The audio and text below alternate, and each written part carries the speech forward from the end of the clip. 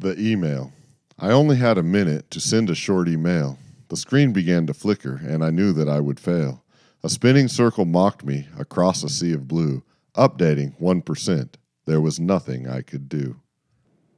The Midnight Minefield. A tiny voice cries through the dark. I stumble down the hall. I'm half asleep and blurry-eyed and leaning on the wall.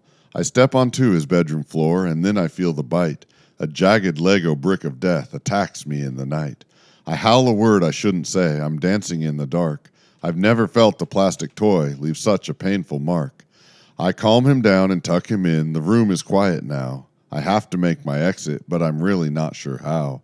The floor is full of tiny bricks, a minefield full of doom. A ninja on my tippy toes, I'm creeping from the room. I'm almost to the bedroom door. I take one final stride. I land upon a plastic square and whimper deep inside. He sits right up and starts to cry. My efforts were in vain. I'll never cross this minefield floor without a lot of pain. So I just lay here in his bed and curl up in a ball. I surrender to the Lego bricks. I will not move at all. Birthday math. I'm 5 3/4, which means I'm almost 6, and 6 is nearly 7 if you know all the tricks. Since 7 rounds to 10 and 10 is nearly grown, I should have a car and a house of my own. I'm basically 20 if you count by the day, so I should be making up my own rules for play. My mom just looked and laughed at me as she tucked me in my sheet. If you're almost 20, go wash your stinky feet.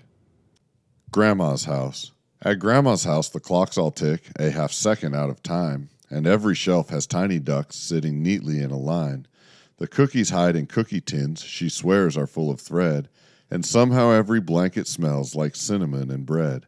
Her cat sits on the windowsill and judges every guest, while Grandma knits a 10-foot scarf she swears is just a vest. The rules are loose, the hugs are tight, the tea is always hot, and if you leave without a snack, she'll chase you round the lot.